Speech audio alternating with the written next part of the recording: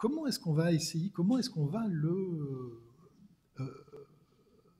essayer de dégager les traits qui vont nous permettre de reconnaître ce fameux format magazine. Alors, premièrement, il ne suffit pas d'accoler des images à du texte. Ici, je vous montre, je reste en 1928, qui est aussi l'année de la création du journal Dédective par les Kessel. Dédective est un journal très illustré qui repose beaucoup, comme de nombreuses publications modernes, sur la photographie. Mais vous voyez probablement que le rapport de l'image au texte reste dans une économie, dans une présentation, dans une maquette classique, si vous voulez, et en particulier où le rapport du texte à l'image reste celui de l'illustration. Alors je vais vous montrer tout de suite un exemple du format magazine, et ça saute aux yeux. Hein. Ça, c'est une double page tirée de vue du 21 mars 1928. Alors, un format comme celui-là, je parle de format, il faut comprendre qu'il se met en place progressivement. C'est-à-dire qu'en 1928, par exemple, même encore en 1929, toutes les pages de vue ne sont pas comme ça. Ça met du temps à s'installer, ça pose pas mal de problèmes, je vais y revenir. Disons que tout récit ne se laisse pas traiter en images. Il faut des sujets particuliers. Ça, c'est vraiment un exemple que je trouve formidable, pas seulement parce que c'est un exemple qui parle de physionomie, mais c'est véritablement un exemple qui vous montre... Alors, qu'est-ce qui se passe sur cette double page? Bien sûr, il se passe quelque chose d'apparent et d'évident qui est que le rapport texte-image a changé et s'est inversé au profit de l'image. Hein, voilà, si je vous mets les deux doubles pages, vous le voyez tout à fait. Il y a plus d'images que de texte dans la double page de vue. Donc ça, tout le monde a remarqué que le format magazine donne cette place à l'image. Mais ce qu'il faut comprendre, c'est que cette inversion est aussi une modification du contrat de lecture. Et c'est ça le plus important, c'est-à-dire que quand vous changez la place respective, la proportion respective du texte et de l'image, vous changez le contrat de lecture, et votre proposition, votre nouveau contrat de lecture, c'est de dire la signification est dans l'image, et vous invitez votre lecteur à aller la reconstituer, à aller la chercher dans l'image plutôt que dans le texte.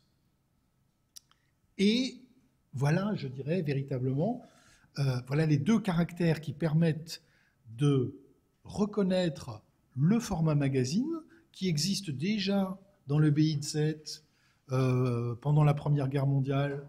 Vous trouvez des pages, des doubles pages qui sont organisées comme ça, et où l'image prime non seulement en termes d'espace, mais en termes de structure narrative. C'est véritablement l'image qui prend le pas sur le texte comme guide narratif. Donc, dans Vue, voilà, ils essayent, ils font différentes tentatives, et je dirais que voilà, en 1930, c'est à peu près installé. Et puis dans Cinémonde aussi, Cinémonde est un journal très intéressant qui installe aussi rapidement, à partir de 1928, le format magazine. Ça n'est pas évidemment du tout par hasard qu'il s'agit d'un journal consacré à l'actualité cinématographique et aux vedettes de cinéma.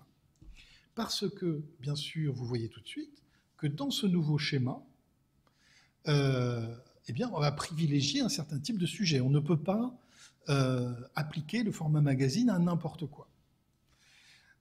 Alors, première remarque importante, cette inversion du rapport texte-image, elle se fait aussi en parallèle avec une autre évolution de contexte très importante qui est la place de la publicité, mais il faut toujours préciser de la publicité visuelle, dans ces nouveaux organes qui font reposer leur financement de façon privilégiée du côté de la publicité.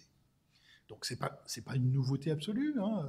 Voilà, la presse en 1836 fait ce travail, invente ce nouveau rapport avec deux clientèles, hein, qui est le public qui achète et l'annonceur qui paye des espaces. Mais il y a effectivement ensuite une question de proportion, et on peut dire que le magazine, voilà, va pousser au bout cette équation, et là encore, hein, puisque précisément il est fabriqué pour donner de la place à l'image, eh bien il va pouvoir proposer ces publicités visuelles dont vous voyez bien qu'elles sont, alors là les deux ne fonctionnent pas de la même façon, hein.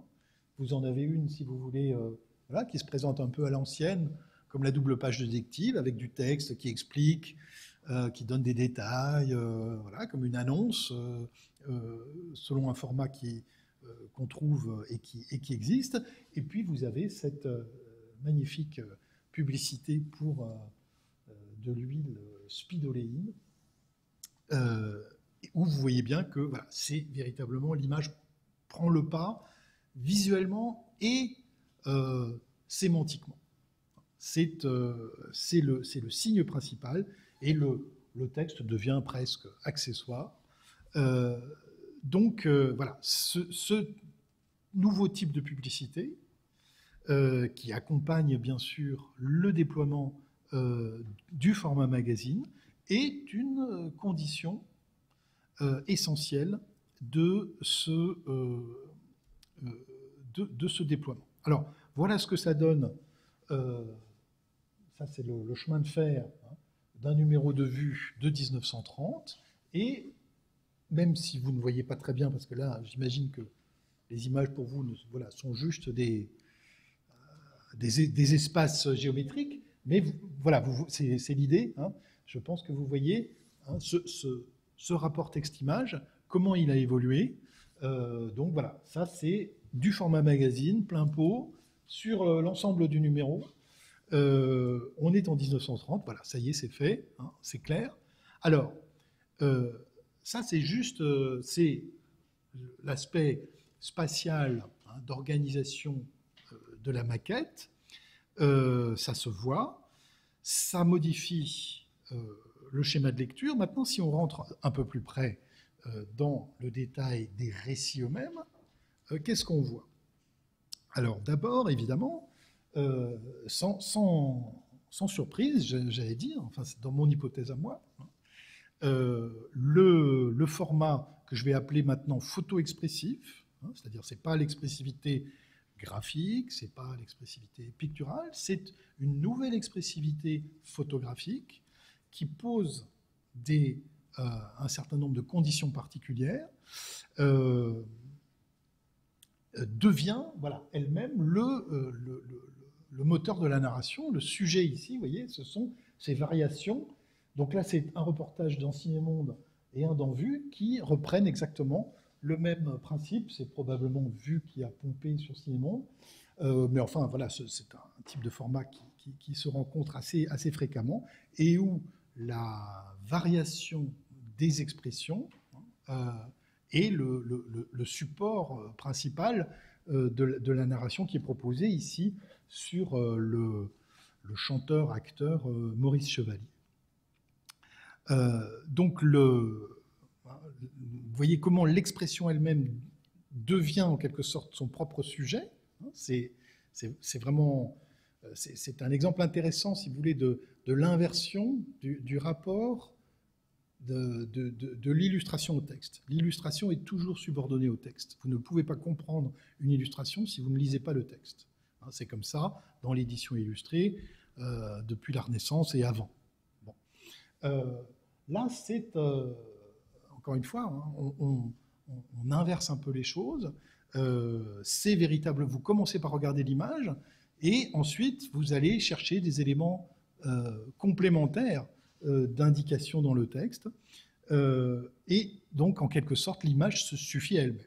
Donc le portrait en tant que tel est un support.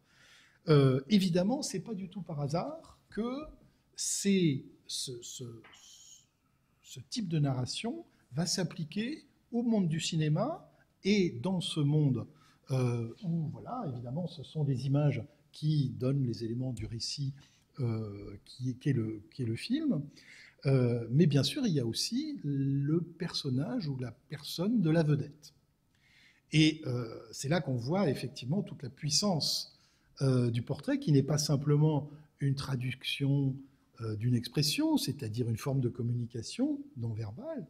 C'est aussi, bien sûr, une présence. C'est exactement ça qui est visé par Benjamin dans La petite histoire de la photo, lorsqu'il décrit ces portraits féminins, voilà, dont il nous dit que la présence ne s'est pas évanouie, qu'elle est encore vraiment là. Donc il y a la présence, il y a l'expression, et puis il y a la physiognomonie, qui est une autre dimension de, je dirais, de savoir populaire, mais qui s'applique effectivement spontanément à la lecture du portrait. Là encore, je vous fais remarquer le fait qu'on retrouve dans Vue et dans Cinémonde à peu près au même moment voilà, des images identiques. Alors, qu'est-ce que ça veut dire? Ça, c'est une bonne indication pour comprendre que le monde du cinéma, c'est pas simplement une sorte de réservoir d'histoire en images. Le cinéma est un univers qui produit des images et qui les envoie, bien sûr, aux rédactions, qui vont traiter ou pas, mais qui ont à leur disposition des images en général très bien réalisées. Ici, c'est quand même le studio Laurel qui fait les photographies de cette actrice qui est Brigitte Helm. Donc, c'est des très belles photographies.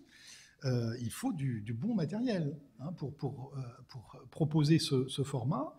Une fois que vous mettez une image en très grand, il y a des conditions de qualité qui sont évidemment tout à fait indispensables. Donc, il faut qu'il y ait des photographes pour faire cette production, mais je dirais qu'il faut aussi des sujets qui s'y prêtent. Et bien sûr que les acteurs, par leur fonction, par leur métier même, sont particulièrement bien placés pour maîtriser le vocabulaire de l'expression physique, que ce soit dans l'expression faciale ou dans la gestuelle. Et voilà, donc effectivement, on va trouver beaucoup, au début de cette période, le format magazine se teste tout particulièrement dans l'univers du cinéma, avec aussi des déclinaisons que vous voyez ici. Voilà, donc une double page de Vue intitulée Charme. Ce sont des actrices. C'est une double page sur le cinéma, mais vous voyez bien sûr aussi la dimension, disons, tout à fait sensuelle, qui est bien là une dimension de présence. Et donc là, vous voyez le jeu de l'image, l'apport de l'image est évidemment tout à fait incontestable. Alors, voilà, dernière image là sur les portraits, vous en avez probablement assez, mais il y a plein de façons de jouer avec des personnalités qui sont, je dirais, voilà, pour l'essentiel, il y a trois catégories. Il y a les vedettes de cinéma, les sportifs et les hommes politiques. À l'époque, c'est encore surtout des hommes, ou presque exclusivement. Donc ces trois catégories, si vous voulez, sont à la fois sont de bons clients du format magazine, parce que ce sont des personnages publics qui ont donc déjà, qui maîtrisent une compétence qui est celle de la présentation de soi en public, donc en particulier de l'expressivité faciale, donc ça donne de meilleurs résultats. Et puis ce sont évidemment des sujets photographiés. Voilà, c'est-à-dire que pour produire ce format, il faut que vous disposiez de beaucoup de photographies qui vont donc être faites à des moments bien particuliers, qui sont les occasions de l'actualité, la présentation d'un film, etc. Donc voilà, ce sont il y a un certain nombre de ponctuations de l'actualité qui vont donner l'occasion de produire des photographies. Et c'est à partir de ce matériel, donc il y a une condition technique et une condition expressive. C'est à la jonction de ces deux conditions qu'on va pouvoir faire l'expérience de ce format. Alors, il y a bien sûr d'autres sujets privilégiés. Je les décline pas tous, mais bon, le tourisme, ou disons les sujets de type géographique sont évidemment tout à fait bienvenus dans ce cadre, et donc là aussi nécessitent moins de descriptions textuelles et vont proposer plutôt une évocation par l'image. Le sport, tout à fait évident. Voilà une double page quand même, mine de rien, tout à fait extraordinaire hein, sur le plan photographique. On est en 1930. Alors le spectacle sportif va devenir effectivement un pilier du format magazine pour les raisons que je viens de dire. Voilà, hein, parce qu'effectivement, il fait spectacle et voilà, ça produit une imagerie très abondante, souvent très intéressante, qu'il va falloir bien sûr que les professionnels apprivoisent, mais dont les résultats sont tout à fait appréciés du public. Et puis, dernier exemple, que je trouve extraordinaire, voilà, ça c'est un des premiers cas de narration expressive d'une événementialité politique. On est toujours dans Vue, c'est le 2 mai 1928, et vous avez, alors là pour le coup il faut rentrer un peu dans la légende, l'image seule ne suffit pas, mais ça montre bien les problèmes de l'expressivité. Il faut vraiment, on a besoin d'une image très très lisible. Là, je dirais que c'est un peu à la limite, mais alors en lisant donc la légende Jean qui pleure et Jean qui rit, il s'agit donc de l'élection, de la défaite de Léon Blum, qui est battu aux élections législatives de 1928 dans le département de la Seine, alors que en face, Henri Pathet est réélu. Il est député radical socialiste de la Seine. Donc, vous voyez, cet événement politique nous est raconté ici à travers une opposition de deux expressions du visage. Donc, une expression, alors voilà, qui est probablement accentuée par le mouvement de la moustache de Léon Blum, mais enfin, donc une expression qui nous est décrite comme de la tristesse, et le sourire plus visible de Henri Pathet.